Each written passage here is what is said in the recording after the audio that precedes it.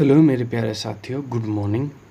तो आज अपना जो कि सीईटी का प्रैक्टिस सेट नंबर 2 ओपन करने वाले हैं। यानी आप मान लो मॉडल पेपर 2 है, एक मैंने पहले से करवा दिया, ठीक है।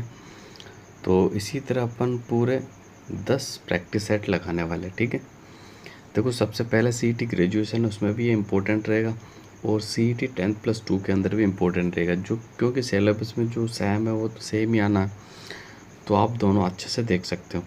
दूसरा, देखो, प्रैक्टिस सेट लगाने के बाद अपना आकलन क्या करो, एनालिसिस करा करो कि मेरे कितने क्वेश्चन सही हो रहे हैं, ठीक है। क्योंकि अब की बार देखो सीईटी के अंदर 40% आपको लाना है, ठीक है। क्या 40% मार्क्स लाना है, निगेटिव नहीं है। पहले निगेटिव थी, बच्चों के विरोध करने के बाद जो चेयरमैन साहब हैं उन्होंने निगेटिव को हटा दिया।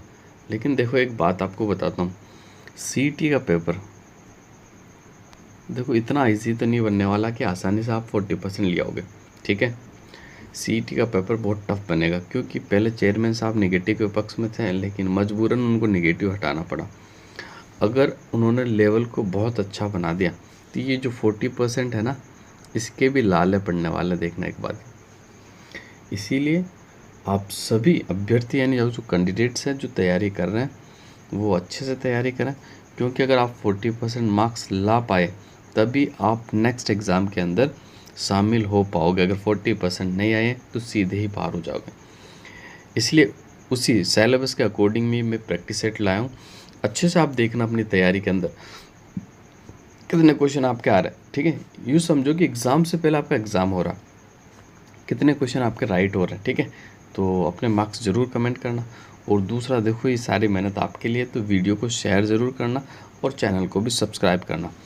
अब देखो, अब मेरे इसी चैनल पर प्रैक्टिस सेट के अलावा आपको क्या मिलेगा, तो देखो, आरपीएससी के 100+ पेपरों का सॉल्यूशन पड़ा है, वीडियो बनाए हुए अच्छे से देख सकते हो, जो एग्ज़ाम में आए हुए पर्सन आरपीएससी के द्वारा जो पूछे गए। इसके अलावा आरएसएम एसएसबी बोर्ड आपका, ये 2016 से लेकर 2024 तक जितने भी पेपर लिए उन सभी का सॉल्यूशन, उन सभी के आंसर की भी आपको इसी चैनल पर उपलब्ध है।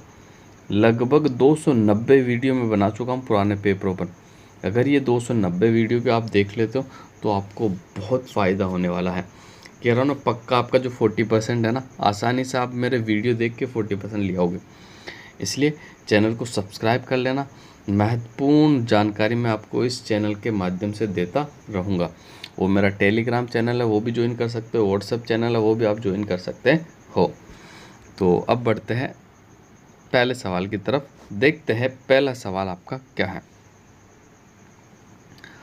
तो पहला सवाल आपके सामने है, निम्नलिखित में कौन हल्दी घाटी के युद्ध में महाराणा प्रताप की तरफ से युद्ध में शामिल हुआ था? महमूद लोदी, हसन खां मेवाती, हकीम का सूरी और मेदिनी राय, ठीक है। इसका जो राइट आंसर हो जाएगा आपका ऑप्शन नंबर सी, आपका बिल्कुल राइट आंसर हो जाएगा। क्लियर है। अब देखो, घाटी का जो युद्ध हुआ था आपका, ये कब हुआ था? तिथि आपको याद रखनी है, 18 जून। कब हुआ था? 18 जून 1576 को हुआ था। कब हुआ था भाई? 18 जून 1576। नेक्स्ट, सुमेलित करना, बड़ा अच्छा सवाल है, सुमेलित करते हैं। सोनी जी की नसिया, ये अजमेर में पड़ती है, इसे लाल मंदिर के नाम से भी जाना जाता है। 84 खंभों की छतरी आपकी बूंदी के अंदर पड़ती है, ठीक है। बड़ा बाग आपका जैसलमेर में पड़ता है। सुनहरी कोठी आपकी टोंक में पड़ती है। तो इसका जो राइट आंसर हो जाएगा आपका ऑप्शन नंबर बी, आपका बिल्कुल राइट आंसर हो जाएगा। क्लियर है। नेक्स्ट, निम्नलिखित में से कौन सा युग्म दुर्ग अलाउद्दीन खिलजी के आक्रमण के समय सुमेलित नहीं है? ये आपको बताना है। रणथंभौर हमीरदेव, चित्तौड़ राणा रतन सिंह, सिवाना मालदेव और जालोर कानड़देव। तो तीसरे का जो राइट आंसर हो जाएगा, ठीक है, वो आपका ऑप्शन नंबर सी होगा। उस समय सिवाना का शासक मालदेव नहीं था, सिवाना का जो शासक था वो सातल देव था। कौन था भाई? शीतल देव या सातल देव, है ना। इसलिए ऑप्शन नंबर 3 आपका बिल्कुल राइट आंसर हो जाएगा। क्लियर है। नेक्स्ट, निम्नलिखित में से कौन सा त्यौहार एक कैलेंडर के वर्ष विक्रम संवत के अनुसार सबसे बाद में आता है? तो 4 का जो राइट आंसर हो जाएगा आपका बिल्कुल होली, क्योंकि फाल्गुन मास सबसे अंतिम मास है फाल्गुन, और फाल्गुन की पूर्णिमा यानी साल का आखिरी दिन होता है, फाल्गुन पूर्णिमा को क्या आता है? होली आता है। सबसे लास्ट में कौन सा त्यौहार आता है? होली आता है। फाल्गुन पूर्णिमा में आपका होली आता है। क्लियर है? याद रखोगे बिल्कुल। और जबकि मैं गणगौर की बात कर लूँ तो गणगौर तो आपका पहले महीने चैत में आता है, ठीक है। रक्षाबंधन आपका श्रावण में आता है और कृष्ण जन्माष्टमी आपके भादवे में यानी भाद्रपद में आती है, ठीक है। नेक्स्ट, राजस्थान राज्य मानवाधिकार आयोग के अध्यक्ष और सदस्यों की चयन समिति में निम्नलिखित में से कौन नहीं होता है? तो इसका जो राइट आंसर हो जाएगा राज्यपाल नहीं होता। ऑप्शन नंबर डी जो है आपका बिल्कुल राइट आंसर हो जाएगा, ठीक है। देखो इसमें कौन कौन होता है तो मैं आपको बताने की कोशिश करता हूँ, ठीक है। देखो मानवाधिकार अध्यक्ष की चयन समिति में एक तो आपका होता है सीएम साहब, मुख्यमंत्री होते हैं, ठीक है। कौन होता है भाई? मुख्यमंत्री। दूसरा राज्य का गृह मंत्री, राज्य का गृह मंत्री, ठीक है। 2 सदस्य हो गए, ठीक है। तीसरी मैं बात करूँ तो राज्य विधानसभा का जो विपक्ष का नेता, कौन भाई? विपक्ष का नेता,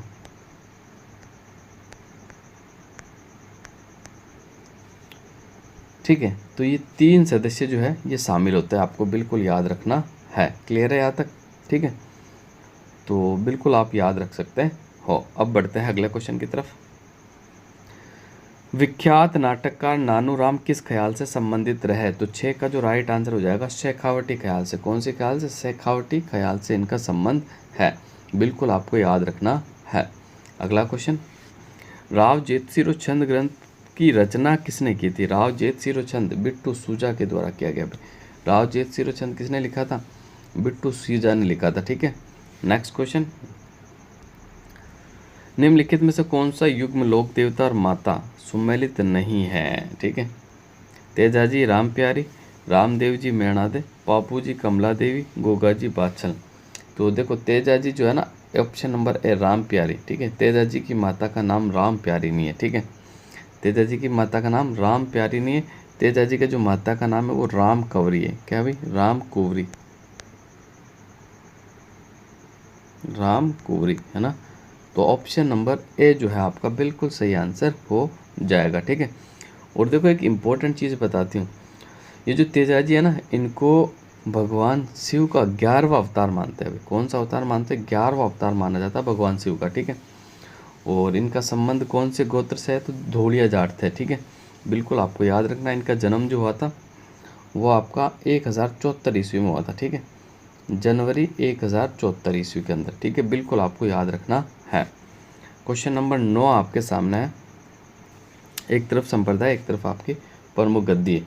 तो विश्नोई संप्रदाय का जो संबंध है वो तो आपके मुकाम बीकानेर से है। मुकाम कहाँ पड़ता है? बीकानेर में। जसनाती संप्रदाय कतरेसर बीकानेर के अंदर पड़ता है। दादूपंथी नरेना जयपुर के अंदर है। राम स्नेही सिंहत्थल बीकानेर, ठीक है। तो इसका जो राइट आंसर हो जाएगा, ठीक है, तो मैंने आपको जैसे बताया था, इसका जो राइट आंसर हो जाएगा 4 1 2 3, ये आपका राइट आंसर हो जाएगा, ठीक है। दूसरा, विष्णु संप्रदाय के प्रवर्तक कौन है? तो आप सभी को पता होना चाहिए, जम्बो जी, संत जम्बो जी। कौन है भाई? संत जाम्बो जी, ठीक है। बिल्कुल आप याद रख सकते हो। जसनाती संप्रदाय के जो हैं वो जसनाथ जी। कौन है? जसनाथ जी, ठीक है। बिल्कुल आप याद रख सकते हो। और दादू पंथ के जो है वो संत दादू दयाल ही है, ठीक है, दादू दयाल। और फिर बचा राम स्नेही संप्रदाय के, वो है राम स्नेही संप्रदाय में सिंहत्थल शाखा के जो संस्थापक है वो हरि रामदास है। कौन है भाई? हरि रामदास, ठीक है। तो ये आपको याद रखना है। अब बढ़ते हैं अगले क्वेश्चन की तरफ। अगला क्वेश्चन देख लेते हैं। तो इसका उत्तर मैं बता चुका हूँ, इसका उत्तर मैंने सी होगा वैसे। और 10वें का अपन देख लेते हैं। अगला, मांडो की पाल किस खनिज के उत्पादन के हेतु प्रसिद्ध है? तो 10 का जो राइट आंसर हो जाएगा B, option number B, fluoride के लिए फेमस है। किसके लिए फेमस है? फ्लोराइड के लिए फेमस है। और ये मांडो की पाल जो पड़ती है ना, ये कौन से ज़िले में पड़ती है? तो डूंगरपुर में पड़ती है, आपको याद रखना है, ठीक है। नेक्स्ट, मुंशी देवी प्रसाद ने किसको राजस्थान का अबुल फजल की संज्ञा दी है? 11वें का जो राइट आंसर हो जाएगा ए, मोहनोत नैन्सी को। किसको भी? मोहनोत नैन्सी को राजस्थान के अबुल फजल की संज्ञा दी है। क्वेश्चन नंबर 12 आपके सामने, राजस्थान के किस भाग में मिश्रित पतझड़ वाले वन पाए जाते हैं? तो 12 का जो राइट आंसर हो जाएगा उदयपुर, चित्तौड़, सिरोही और बूंदी। ऑप्शन नंबर ए आपका बिल्कुल राइट आंसर हो जाएगा। क्लियर है। नेक्स्ट, किस चित्र शैली में पशु पक्षियों का बहुतायत रहती है? तो 13 का जो राइट आंसर हो जाएगा बूंदी चित्र शैली को पशु पक्षी की शैली ही कहा जाता है। ठीक है, तो ऑप्शन नंबर बी जो है आपका बिल्कुल राइट आंसर हो जाएगा। और बहुतायत में जो पशु पक्षियों का चित्रण मिलता है वो भी बूंदी शैली में। नर्मदा नहर परियोजना से लाभान्वित राजस्थान के जिले हैं। 14 का जो राइट आंसर हो जाएगा जालोर और बाड़मेर। ऑप्शन नंबर डी आपका बिल्कुल राइट आंसर हो जाएगा। राजस्थान की रुंडित सरिता किस नदी को कहा जाता है? तो 15 का जो राइट आंसर हो जाएगा बी, बाण गंगा नदी को रुंडित नदी और अर्जुन की गंगा की नदी के नाम से जाना जाता है। लोक नाट्य के रूप में रम्मत किस क्षेत्र से संबंधित है? तो 16 का जो राइट आंसर हो जाएगा आपका धौलपुर और धौलपुर करौली नहीं, बीकानेर का फेमस है आपका। ठीक है, रम्मत का उत्पत्ति स्थल तो आपका जैसलमेर है, लेकिन फेमस जो है रम्मत में वो बीकानेर, आपको बिल्कुल याद रखना। राजस्थान के किस भाग में शुष्क खेती प्रचलित है? तो राजस्थान के पश्चिमी भाग में जहाँ रेगिस्तान है वह शुष्क खेती होती है। नेक्स्ट, निम्नलिखित में से कौन सा युग्म वाद्य यंत्र और प्रकार से सम्मिलित नहीं है? तो 18 की अगर मैं बात करूँ तो इसका सही आंसर हो जाएगा डी, नड़। ये घन वाद्य नहीं है, नड़ जो है ना सुशीर वाद्य यंत्र है। कौन सा है? सुशीर वाद्य यंत्र, इसलिए ये असम्मिलित हो गया आपका। ठीक है। नेक्स्ट, निम्नलिखित संतों में किसने अपने लेखन में मेवाती बोलियों का प्रयोग नहीं किया है? तो 19 का जो आपका बिल्कुल सही आंसर हो जाएगा ऑप्शन नंबर सी, सुंदरदास जी ने। ठीक है, बाकी लालदास ने किया, चरणदास ने किया, सेजो भाई ने किया, लेकिन सुंदरदास ने नहीं किया। ऑप्शन नंबर सी जो है आपका बिल्कुल राइट आंसर हो जाएगा। नेक्स्ट बढ़ते हैं आगे। क्वेश्चन नंबर 20 आपके सामने। निम्नलिखित में से कौन सा मराठा आक्रमण के खिलाफ हुड्डा सम्मेलन में जुड़े थे? तो 20 की अगर मैं बात करूं तो महाराणा जगत सिंह भी थे, सवाई जय सिंह भी थे, ठीक है, और महाराजा अभय सिंह भी थे, लेकिन जसवंत सिंह नहीं थे। तो इसका जो राइट आंसर हो जाएगा A B D, option number C जो है आपका बिल्कुल राइट आंसर हो जाएगा। इसके अलावा मैं और बताऊं तो आपको देखो याद रखना, किशनगढ़ के राज सिंह भी थे, कोटा से दुर्जन साल आए थे, बूंदी से दलेल सिंह आए थे, करौली से गोपाल दास और नागौर से बख्त सिंह आए थे। ठीक है, ये भी आप साथ में याद रखना। अगला क्वेश्चन, निम्नलिखित में से कौन सा युग्म RTDC के होटल का नाम है? तो 21 का जो राइट आंसर हो जाएगा आपका बिल्कुल, देखो 21 का जो राइट आंसर हो जाएगा आपका बिल्कुल डी वाला है ना, ढोलामारू जोधपुर में। अगर इसको मैं सुमेलित करके बताता हूँ, देखो कजरी है ना, कजरी होटल आपकी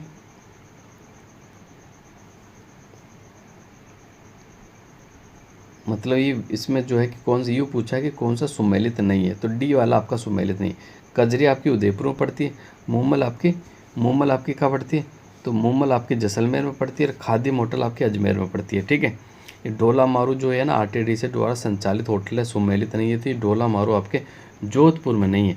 अब आप मुझे कमेंट करके बताना कि ढोलामारू होटल आपकी कहाँ पड़ती है। नेक्स्ट, कौन सा कूट सुमेलित नहीं है? देख लेते अपन कौन सा कूट सम्मिलित नहीं। तो मामा जी के घोड़े वसंतगढ़ में नहीं मिलते भाई, ए वाला सुमेलित नहीं है। बाकी दाबो प्रिंट अकोला सुमेलित है, लाख का काम लक्ष्मणगढ़ इंद्रगढ़ सुमेलित है, अदरक प्रिंट बाड़मेर में। इसका जो राइट आंसर हो जाएगा ए। भारत के एकमात्र ठाकुर केसरी सिंह बारट ऐसे व्यक्ति हैं जिन्होंने भारत माता की दास्ता की श्रृंखलाओं को काटने के लिए अपने समस्त परिवार को स्वतंत्रता के युद्ध में झोंक दिया। ये कथन किसने कहा था? तो 23 का जो राइट आंसर हो जाएगा रास बिहारी बोस ने। किसने कहा था भाई? रास बिहारी बोस ने कहा था। क्वेश्चन नंबर 24 आपके सामने है। रूसी कथाओं के राजस्थानी अनुवाद यानी गजबन के लिए सोवियत लैंड नेहरू पुरस्कार किसे दिया गया? तो 24 का जो राइट आंसर हो जाएगा Komal Kothari. Option number B जो है आपका बिल्कुल, sorry guys, option number B नहीं, इसमें डी होगा, है ना, लक्ष्मी कुमारी चुंडावत, है ना, आप वापस से करेक्शन करना, लक्ष्मी कुमारी चुंडावत को दिया गया था। गवर्नर जनरल बेंटिंग ने अजमेर में देसी राजाओं का दरबार कब आयोजित किया था? तो देसी राजाओं का जो दरबार आयोजित किया था वो 1832 में किया था। ठीक है, जबकि नागौर दरबार का जो आयोजन हुआ था वो 1570 में हुआ था। नेक्स्ट, धौलपुर प्रजामंडल की स्थापना किसने की थी? जो 26 का आपका बिल्कुल सही आंसर हो जाएगा ऑप्शन नंबर ए, करसनदत्त पालीवाल ने। धौलपुर प्रजामंडल की स्थापना किसने करी थी? करसनदत्त पालीवाल ने करी थी। आपको बिल्कुल याद रखना है। कब हुई थी? 1936 में हुई थी, बिल्कुल आप याद रख सकते हो। इनके अलावा करसनदत्त पालीवाल के अलावा एक तो आपके ज्वाला प्रसाद जिज्ञासु थे और एक आपके इंदुलाल जोरी थे। 3 व्यक्ति थे, आपको याद रखना है।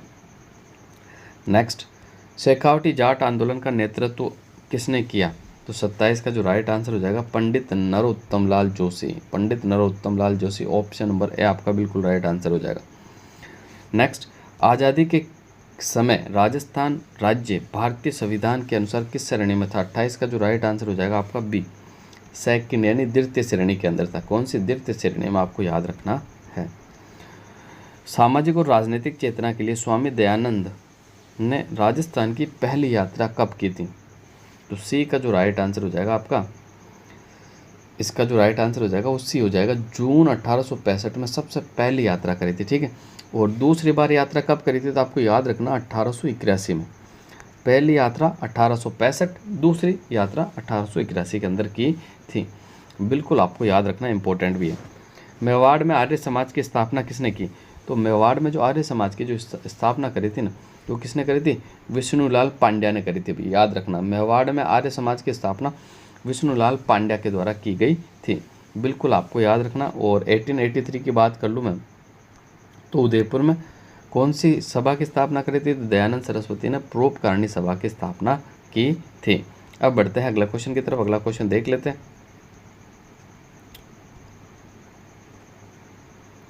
कौन सा कूट सुमेलित नहीं है? ठीक है, तो देख लेते हैं अपन कौन सा कूट सुमेलित नहीं है। ठीक है, तीसरा चरण 18 अप्रैल 1948, चौथा चरण 30 मार्च 1948 और पंचम चरण 15 मई 1949, षष्ठम चरण 1950। देखो, अब देखो तीसरे चरण की मैं बात करूँ तो ये सुमेलित नहीं है। सॉरी, ये जो ऑप्शन नंबर बी वाला जो है ना, ये सुमेलित नहीं, या 1948 की जगह आपका आएगा 1949। क्या आएगा?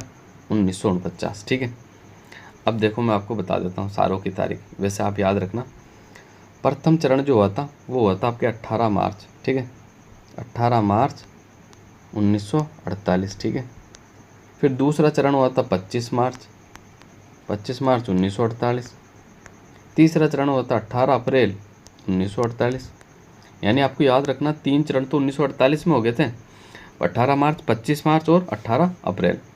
अब आगे देखो, 30 मार्च 1949 को चौथा चरण हुआ था आपका। ठीक है, और फिर मैं बात कर लूँ 5वें चरण की, तो 15 मई 1949 को हुआ था। ठीक है, 1949 में 2 चरण हुए थे, और छठा चरण हुआ था 1950 के अंदर, 7वां चरण 1956 के अंदर। तो ये आपको याद रखना है।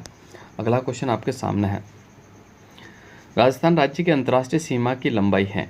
ठीक है, तो आप सभी को पता है कि राजस्थान की जो अंतर्राष्ट्रीय सीमा की लंबाई वो 1070 किलोमीटर है। जबकि मैं बात कर लूँ उत्तर से दक्षिण राजस्थान की जो लंबाई 826 है।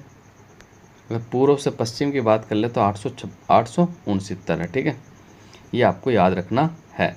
तो इसका जो राइट आंसर हो जाएगा आपका ऑप्शन नंबर ए आपका बिल्कुल राइट आंसर हो जाएगा। नेक्स्ट, कर्क रेखा राजस्थान के निम्नांकित में से किन जिलों से होकर गुजरती है? 33 का जो राइट आंसर हो जाएगा बी, बांसवाड़ा डूंगरपुर।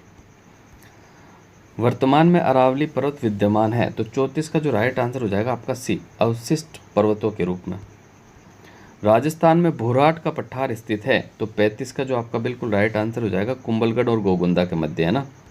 नेक्स्ट, सिरोही जिले में तीव्र ढालयुक्त उबड़ खाबड़ पहाड़ियों को स्थानीय भाषा में कहते हैं, तो 36 का जो आपका राइट आंसर हो जाएगा बिल्कुल बी, भाकर नाम से जाना जाता है। किस नाम से जाना जाता है भाई?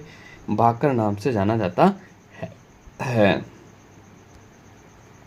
वाकल, वेतरक, मेस्वा, आत्मती किसकी सहायक नदियां हैं? तो 37 का जो राइट आंसर हो जाएगा सी, साबरमती। ठीक है, राजस्थान में शीतकालीन वर्षा होती है, तो 38 का जो आपका राइट आंसर हो जाएगा बिल्कुल ऑप्शन नंबर डी, भूमध्य सागरीय चक्रवातों से। ऑप्शन नंबर डी आपका बिल्कुल राइट आंसर हो जाएगा।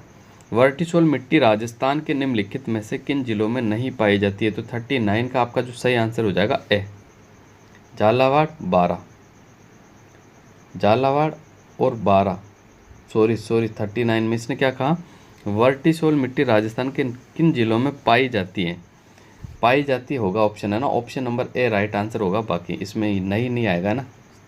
नेक्स्ट, निम्नांकित में से कौन से वन राजस्थान में सर्वाधिक क्षेत्रफल में फैले हुए हैं?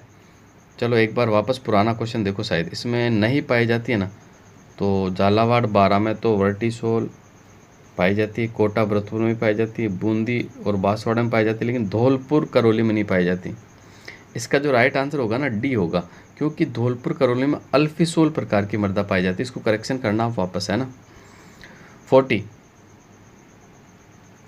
निम्नांकित में से कौन से वन राजस्थान में सर्वाधिक क्षेत्रफल में फैले हुए हैं? तो 40 का जो राइट आंसर हो जाएगा उष्ण कटिबंधीय पतझड़ वन। कौन से वन? उष्ण कटिबंधीय पतझड़ वन। 41वां क्वेश्चन देख लेते हैं। राजस्थान के काष्ठ जीवाश्म उद्यान किस स्थान पर स्थित है? तो 41 का जो राइट आंसर हो जाएगा बी, आकल। ऑप्शन नंबर बी आपका बिल्कुल राइट आंसर हो जाएगा, ठीक है। राजस्थान में सेम समस्या से गंभीर रूप से प्रभावित जिले कौन से हैं? तो 42 का जो राइट आंसर हो जाएगा हनुमानगढ़ और गंगानगर। कौन सा? हनुमानगढ़ और गंगानगर। राजस्थान में मसालों में समग्र उत्पादन में कौन से जिले अग्रणी हैं? तो 43 का जो राइट आंसर हो जाएगा ए, कोटा झालावाड़। कौन सा जिला हो जाएगा? कोटा और झालावाड़। राजस्थान का लगभग 30% सरसों उत्पादन क्षेत्र केंद्रित है। गंगानगर में, कोटा में, भरतपुर में, जयपुर में।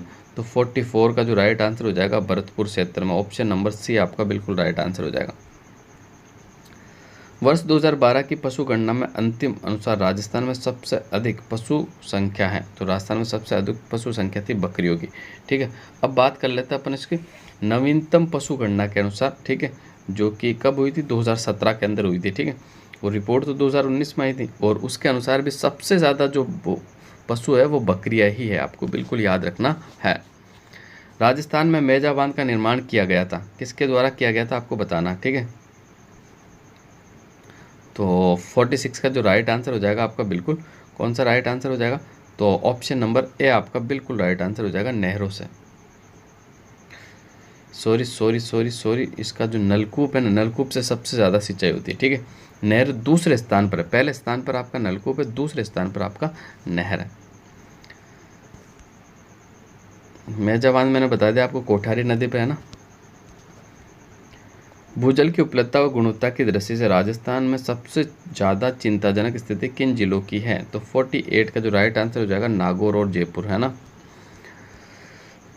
राजस्थान में फ्लोरोसिस ग्रस्त पट्टी कहाँ स्थित है? तो 49 का जो राइट आंसर हो जाएगा डी, ठीक है, नागौर और अजमेर के अंदर, है ना। नेक्स्ट, राजस्थान भू क्षेत्र में किस राष्ट्रीय राजमार्ग की लंबाई सर्वाधिक है? तो 50 का जो राइट आंसर हो जाएगा आपका ए, राष्ट्रीय राजमार्ग 15, राष्ट्रीय राजमार्ग 15। नेक्स्ट, नेशनल इंडियन कांग्रेस की स्थापना किस भारतीय ने की थी? तो 51 का जो राइट आंसर हो जाएगा वो महात्मा गांधी के द्वारा की गई थी। किसके द्वारा? महात्मा गांधी के द्वारा। नेक्स्ट, 1918 ईस्वी में किस शहर में महात्मा गांधी ने सफलतापूर्वक मील मजदूरों की हड़ताल का नेतृत्व किया था? तो 52 का जो राइट आंसर हो जाएगा अहमदाबाद। क्या राइट आंसर हो जाएगा? अहमदाबाद। आगे बढ़ते हैं। स्वराज पार्टी की स्थापना किसके द्वारा की गई थी भाई? स्वराज पार्टी की जो स्थापना है वो किसके द्वारा की गई थी? तो 53 का जो राइट आंसर हो जाएगा मोतीलाल नेहरू और चित्तरंजन दास के द्वारा की गई थी, ठीक है। नेक्स्ट, यूनाइटेड किंगडम में से संसद के 7 सदस्यों का एक समूह था जिसे ब्रिटिश भारतीयों के लिए संवैधानिक सुधारों का सुझाव देने के लिए गठित किया गया था। तो 54 का जो आपका बिल्कुल राइट आंसर हो जाएगा, ठीक है, वो हो जाएगा सी नंबर, है ना, साइमन आयोग। क्वेश्चन नंबर 55 की बात कर लेते हैं। नमक सत्याग्रह आंदोलन के लिए महात्मा गांधी ने लगभग कितनी दूरी तय की थी? तो 55 का जो राइट आंसर हो जाएगा 241 मील। कितनी भाई? 241 मील। पूना पैक्ट के संबंध में सही विकल्प को चुनना भी, ठीक है, पूना पैक्ट के संबंध में सही विकल्प कौन सा है उसको चुनना है। तो इसका जो राइट आंसर है ना वो सी वाला है भाई। सितंबर 1932 में महात्मा गांधी और लॉर्ड इरविन के बीच में हस्ताक्षर किया गया था, यानी ऑप्शन नंबर सी ही आपका बिल्कुल राइट आंसर हो जाएगा। नेक्स्ट, 1942 में जब क्रिप्स मिशन भारत आया था उस समय इंग्लैंड के प्रधानमंत्री कौन थे? तो 57 का जो राइट आंसर हो जाएगा विंस्टन चर्चिल था भाई। कौन था? Winston Churchill. 1942 में महात्मा गांधी द्वारा भारत छोड़ो आंदोलन निम्नलिखित में से किस स्थान से आरंभ किया गया था? तो 58 का जो राइट आंसर हो जाएगा अगस्त क्रांति मैदान से। कौन सा? अगस्त क्रांति मैदान से। ऑप्शन नंबर ए जो है आपका बिल्कुल राइट आंसर हो जाएगा। फॉरवर्ड ब्लॉक के संस्थापक कौन है भाई? तो फॉरवर्ड ब्लॉक के जो संस्थापक है वो कौन आपको बताना है। तो इसका जो राइट आंसर हो जाएगा आपका सुभाष चंद्र बोस। कौन है? सुभाष चंद्र बोस। 1946 के कैबिनेट मिशन का नेतृत्व किसके द्वारा किया गया था? 60 का जो राइट आंसर हो जाएगा सर पैट्रिक लॉरेंस। ठीक है, बिल्कुल आपको याद रखना है। भारत पृथ्वी के किस गोलार्ध में स्थित है? तो 61 का जो राइट आंसर हो जाएगा उत्तरी गोलार्ध में आता है। भारत कौन से गोलार्ध में आता? उत्तरी गोलार्ध के अंदर आता। लद्दाख के बीच स्थित है।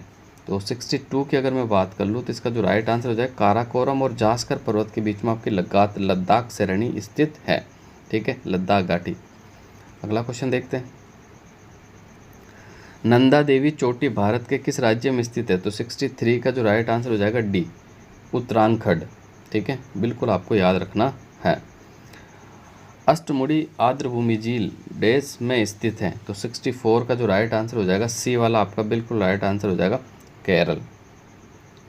नेक्स्ट, भारत में पीली क्रांति किससे जुड़ी हुई है? तो 65 का जो राइट आंसर हो जाएगा पीली क्रांतियों का जो संबंध है वो तिलहन से है। ऑप्शन नंबर बी जो है आपका बिल्कुल राइट आंसर हो जाएगा।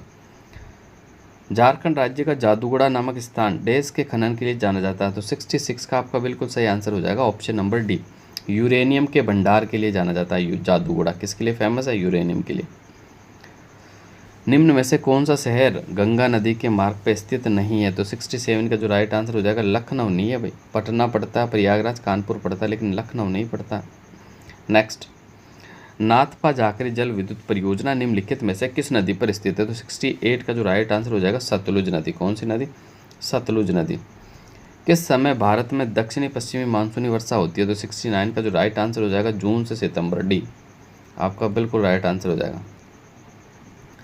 गंगा नदी और सिंधु नदी तंत्र के बीच में कौन सा क्षेत्र है जो जल क्षेत्र को पृथक करता है? तो 70 का जो राइट आंसर हो जाएगा आपका डी, अम्बाला।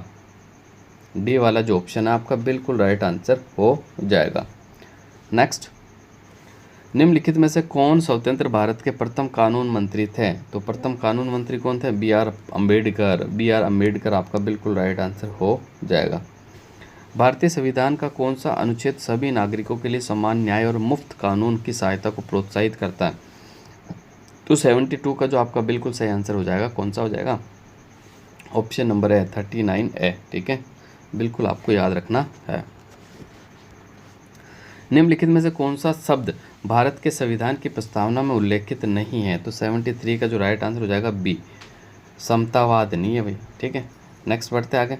भारत के संविधान का निम्नलिखित में से कौन सा अनुच्छेद उपाधियों के उन्मूलन से संबंधित है? उपाधियों के उन्मूलन से संबंधित है कौन सा है? तो बिल्कुल अपन देख लेते हैं। इसका जो राइट आंसर हो जाएगा आपका 74 का वो हो जाएगा सी, 18। ठीक है, बिल्कुल आपको याद रखना। जब मतदान के अधिकार की पात्रता आयु 21 वर्ष से घटाकर 18 वर्ष की गई थी तब भारत के राष्ट्रपति कौन थे?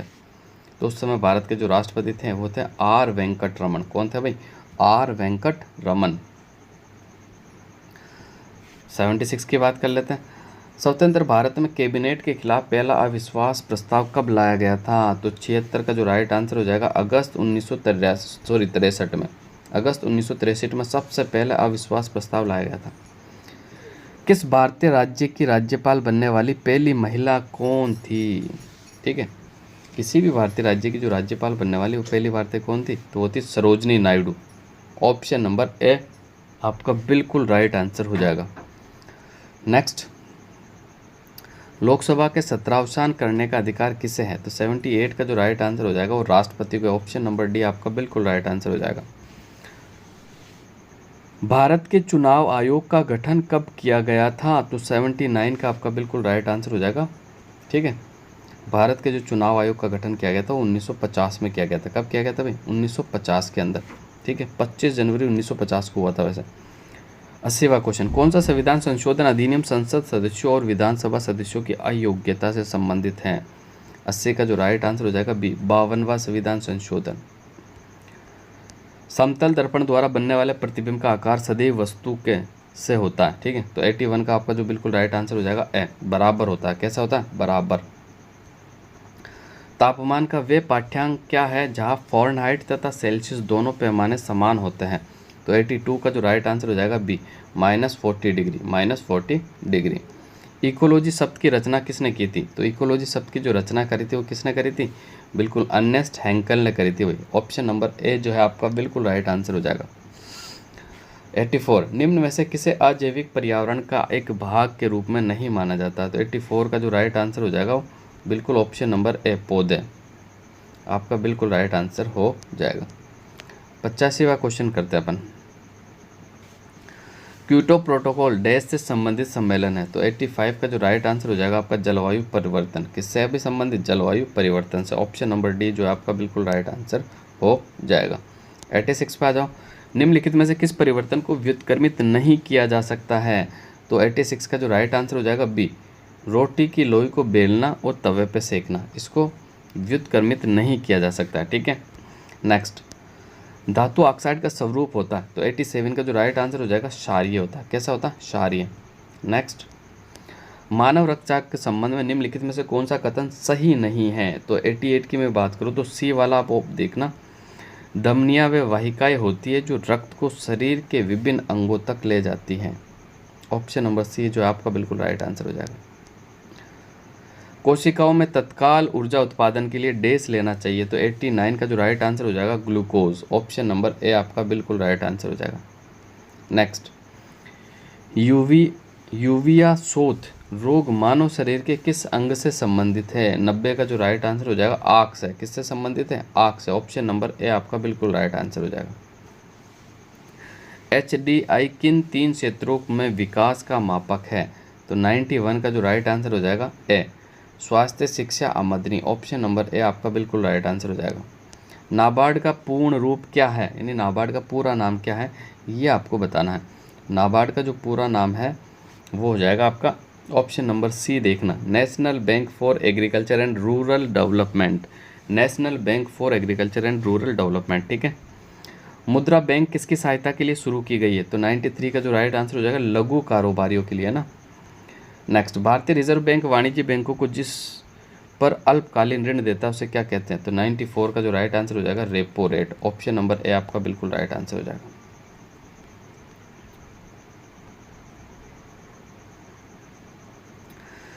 निम्नलिखित में से कौन भारत के आर्थिक सर्वेक्षण को प्रकाशित करता है? तो 95 का जो आपका बिल्कुल राइट आंसर हो जाएगा सी। ठीक है, वित्त मंत्रालय। कौन सा मंत्रालय? वित्त मंत्रालय। कंट्रोल यूनिट को कंप्यूटर का डैश कहा जाता है? तो 96 का जो राइट आंसर हो जाएगा बी, स्नायु केंद्र और मस्तिष्क, ऑप्शन नंबर बी जो आपका बिल्कुल राइट आंसर हो जाएगा।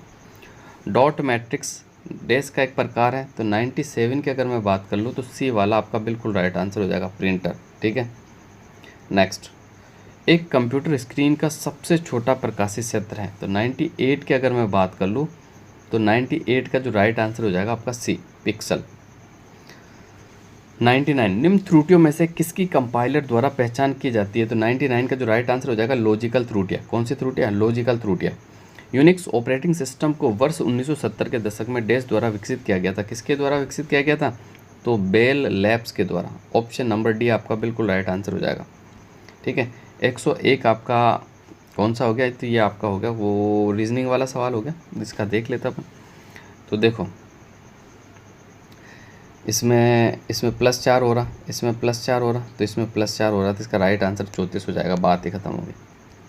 ठीक है, दिए गए विकल्पों में उस अक्षर का चयन कीजिए जो श्रृंखला के परसेंट चिन्हों को प्रतिस्थापित करेगी? तो 102 की अगर मैं बात कर लूँ तो इसका जो राइट आंसर हो जाएगा आपका सी नंबर, ए वाला आपका बिल्कुल राइट आंसर हो जाएगा। क्लियर है, ए वाला आपका बिल्कुल राइट आंसर हो जाएगा। ठीक है, देखो वाई के बाद आ रहा आपका वी।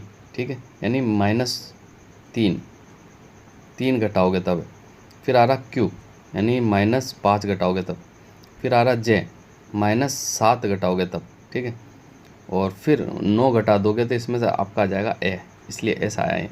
ठीक है, नेक्स्ट, 103 का जो राइट आंसर हो जाएगा आपका 103 का ऑप्शन नंबर सी आपका बिल्कुल राइट आंसर हो जाएगा। आप देख लेना है ना। 104 की मैं बात करूँ तो 104 आपका रीजनिंग का सवाल है, कूट वाला है। तो टोस्ट को कैसे लिखा जाएगा? तो 104 का जो राइट आंसर हो जाएगा आपका बिल्कुल बी वाला आपका बिल्कुल राइट आंसर होगा। हृदय का जो संबंध कार्डियोलॉजी से, वही संबंध वक्रक का जो है किससे है? तो इसका जो राइट आंसर हो जाएगा 105 का नेफ्रोलॉजी से। किसके? नेफ्रोलॉजी से। 106 में कथन है कि सभी मोबाइल घड़ियाँ हैं, कुछ घड़ियाँ पुस्तकें नहीं। निष्कर्ष, कुछ मोबाइल घड़ियाँ हैं, सभी मोबाइल पुस्तकें हैं।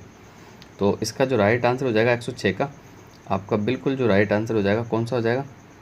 ऑप्शन नंबर ए, केवल निष्कर्ष 1 का पालन करता है। नेक्स्ट 107 की बात कर लें तो उस वन आरेख का चयन कीजिए जो कंप्यूटर डेस्कटॉप लैपटॉप से संबंध का सर्वोच्च ढंग दर्शाता है। तो 107 का जो राइट आंसर हो जाएगा डी वाला आपका बिल्कुल राइट आंसर हो जाएगा। ठीक है। 108 की बात करूँ तो ये मैथ्स का है। इस सवाल को आप करना, मैं इसका सीधा ही आपको उत्तर बता रहा हूँ, ऑप्शन नंबर सी होगा। अच्छे से पढ़ के प्रैक्टिस करना इसकी, है ना। 109 की अगर मैं बात कर लेता हूँ, ठीक है, 109वां क्वेश्चन आपका मैं बात कर लेता हूँ, तो इसमें भी मैं आपको डायरेक्ट आंसर बता देता हूँ, आप प्रैक्टिस करना, है ना। तो 109 का जो राइट आंसर हो जाएगा सी हो जाएगा। ठीक है। 110 की बात करूँ तो इसका राइट आंसर आपका ए हो जाएगा। ठीक है, मैथ्स वाले मैं डायरेक्ट बता रहा हूँ। ठीक है। 111 की मैं बात करूँ तो इसका आंसर सी हो जाएगा, 16% हानि। और 112 की अगर मैं बात करूँ तो 112 का बी हो जाएगा आपका। ठीक है, 8 सही 1/3। 123 की अगर मैं बात करूँ, और सॉरी गड़बड़ हो गई थोड़ी मामला। 112 के बाद में 113 आना चाहिए था, यह है ना, 100 गलती से ये लिखा हुआ है 123। तो 113 का जो राइट आंसर हो जाएगा आपका सी वाला आपका बिल्कुल राइट आंसर हो जाएगा, 50 घंटे। 114 की बात कर लूँ तो 114 का जो आपका बिल्कुल राइट आंसर हो जाएगा सी वाला, 236। 115 की बात करूँ तो 115 का जो राइट आंसर हो जाएगा बी वाला, 7155। 116 की बात कर लेता हूँ। 116 का जो राइट अतएव शब्द का संधि विच्छेद क्या होगा, तो अतः plus A, option number A वाला आपका बिल्कुल राइट आंसर हो जाएगा भाई, है ना। 117 की बात कर लेता हूँ, इनमें से कौन सा शब्द संज्ञा है, तो 117 का जो है क्रोध संज्ञा है इसके अंदर। नील कमल शब्द में कौन सा समास है, तो 118 का जो राइट आंसर हो जाएगा कर्मधारय, कौन सा, कर्मधारय। नेक्स्ट किस शब्द में उपसर्ग नहीं है, तो 119 का जो राइट आंसर हो जाएगा सी, ओडना में उपसर्ग नहीं है, बाकी सब में उपसर्ग। ठीक है।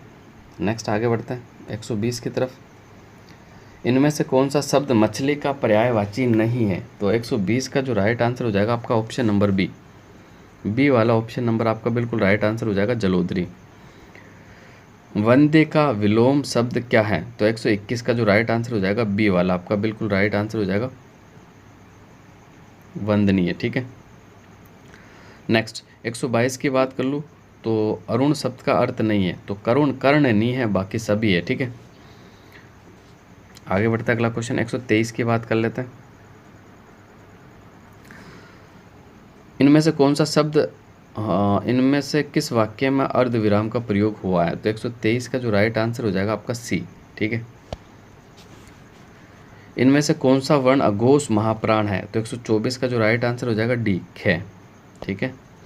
एम्प्लॉय इवेल्युएशन का हिंदी पर्याय क्या होता है, तो 125 का जो राइट आंसर हो जाएगा आपका बिल्कुल ए, कर्मचारी मूल्यांकन। आँख उठाकर ना देखना का अर्थ क्या होता है, तो 126 का जो राइट आंसर हो जाएगा उपेक्षा करना।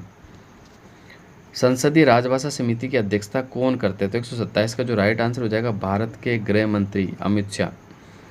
जिस शब्द में त्रुटि नहीं है उसका चयन करें, कौन से में त्रुटि नहीं है, तो बिल्कुल मैं बात करूँ तो डी, छत्र छाया, इसमें त्रुटि नहीं है आपकी। इनमें से कौन सा वाक्य अशुद्ध है, तो 129 की बात करूँ तो मैं खाया हूँ, ये अशुद्ध है आपका, बाकी सारे शुद्ध हैं। निम्नलिखित में से किसका प्रयोग अधिकतर भारतीय गजटों में प्रकाशित सरकारी नियम आदेश आदि की सूचना के प्रसंग में होता है, 130 का जो राइट आंसर हो जाएगा सी, अधिसूचना। 131 की बात कर लेता मैं ना, ये इंग्लिश आगे आपकी त्रुटि ढूंढनी है ना, तो 131 में जो त्रुटि है वो है मॉडर्न साइंस है, मैं देख लेना। 132 इसमें भी त्रुटि ढूंढनी। 132 का जो राइट आंसर हो जाएगा आपका डी वाला, इज़ मेड फ्रॉम सिल्वर, ये आपका जो एरर है इसके अंदर है। ठीक है। अगला क्वेश्चन आपका क्या है, ग्रामेटिकल है, देख लेते हैं इसमें। इसका 133 का जो आपका बिल्कुल राइट आंसर होगा ए वाला, द वॉज क्यू ऑफ, है ना। अब देखो अब आगे आपका कौन सा पैसिव वॉइस आ गया, Aditya past the driving cute easily, तो 134 का जो राइट आंसर हो जाएगा बिल्कुल अगर मैं बात करूं तो डी वाला ऑप्शन आपका बिल्कुल राइट आंसर होगा, the driving test was passed quite easily by Aditya, है ना।